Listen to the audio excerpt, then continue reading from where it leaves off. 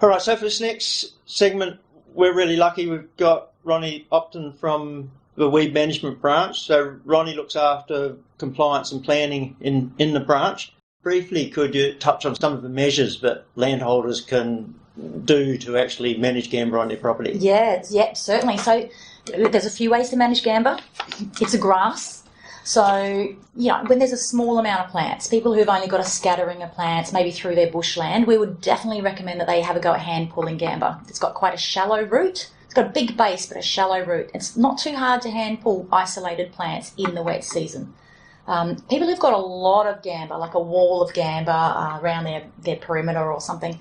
So temporary measures, people can slash, graze, burn it off. They're good techniques for getting rid of the bulk of gamba, but they don't kill gamba. So they're temporary measures that people are going to have to keep doing for years if they choose those, slashing, burning and grazing. To actually kill gamba, you need to either get it out of the ground without spreading the seeds, or spray it with a registered poison. So part of the herbicide program is glyphosate as the registered herbicide for gamba grass. Very effective, and it needs to be sprayed while it's actively growing, which is in the wet season. Removing the bulk and then actually cleaning up what's left with herbicide or hand pulling or whatever you... Yeah, absolutely. And from a strategy perspective, you can have a very heavy core infestation and then it spreads outwards away from the core.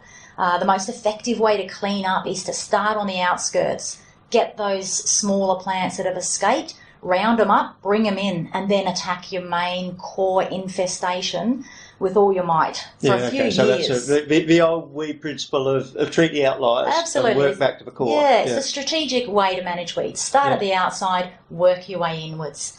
Otherwise, if you keep putting all your resources into the guts of it, you're going to have plants just keep escaping and getting further and further away. Now, that works at a property scale. Individual properties can work their way inwards. It also works on a landscape scale. So when we're planning bigger projects across the landscape, that's how we approach weed management as well, is looking for those outliers, putting a fair bit of resources into getting out to those individual plants to make sure they don't become big infestations.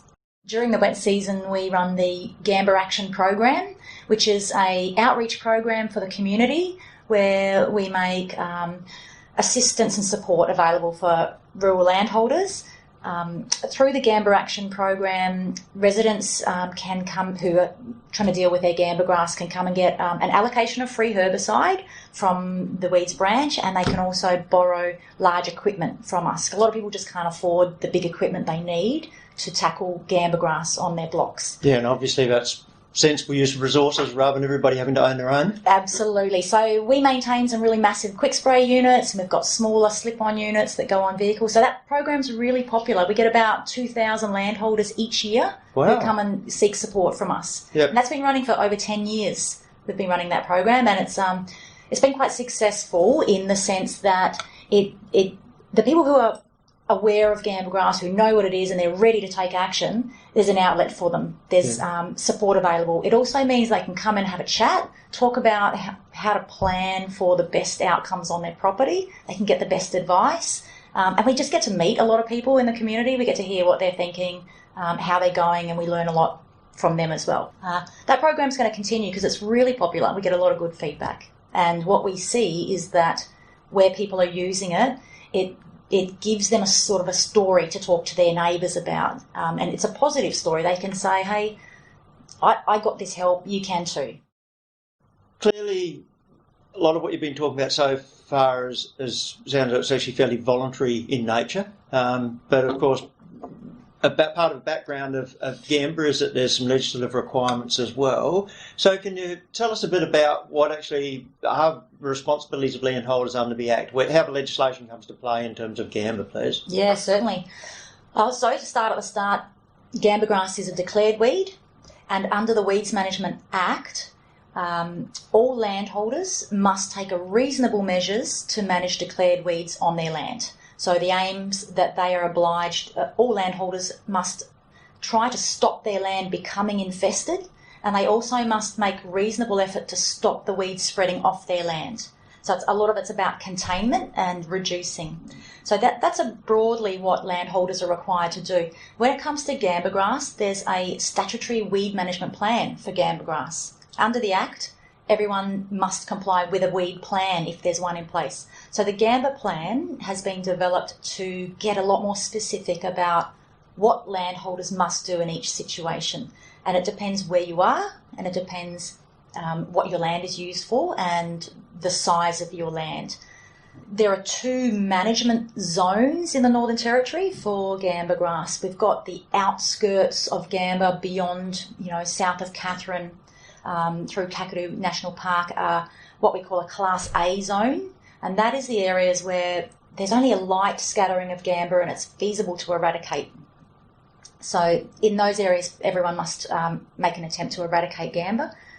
The majority of the top end falls within the Class B control zone, which means that there's so much gamba currently that eradication is not feasible, but landholders must take efforts to contain and control it on their own properties. At a minimum, this means making sure that there's no gamba grass growing for 15 metres around all the property boundaries, around the infrastructure, and also along tracks and roads.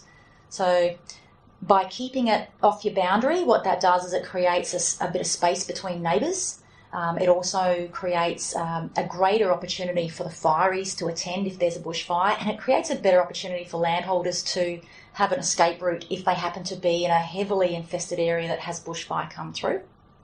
The idea of keeping it off your tracks and roads is to prevent the spread of gamba grass through human-assisted means, and the idea of keeping it away from your infrastructure is just to protect life and property, because as we know, gamba grass can contribute to huge bushfires that burn really intense and really hot.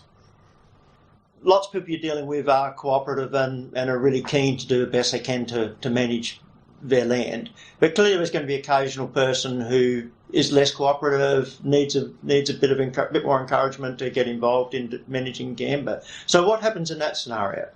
All right, Dave, we have the Weeds Branch runs a targeted compliance program specifically for gamba grass in the rural area.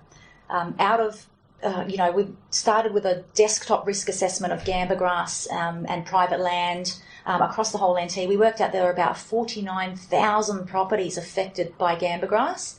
Through that, we've narrowed into an area of hotspots. And this is where there's lots of people living, lots of gamba grass, right? These are our targets for compliance. This is where we say, you can't just voluntarily rely on people to do it. We need to actively get in there and take action. So what we do is a program of, we start with a series of roadside assessments. We do about almost 1,500 roadside risk assessments of targeted properties. That then allows us to prioritise our efforts into about 150 of the worst blocks each year. So we take these people through a process. It's a pyramid of compliance, starting with education, going all the way through to enforcement. What that usually means is that we'll make contact with the landowner or the person who's living on the block and give them education, offer them support, offer them advice. If they choose not to take that education and advice, we can then escalate and issue the person with an order. So it's like a work order to control their gamba in accordance with the gamba plan, and we give them a time frame which is usually about 6 weeks or so, reasonable time frame to get the work done. If people don't follow the order and do the work as they're required, or if they don't make an effort to do it, we can then issue a fine, an infringement notice, and they are currently about $277 for an individual and just over $1,200 for a company. So a fine can be issued, and often that threat of a fine is, in just about every case, that's enough that people take action, which is good to see.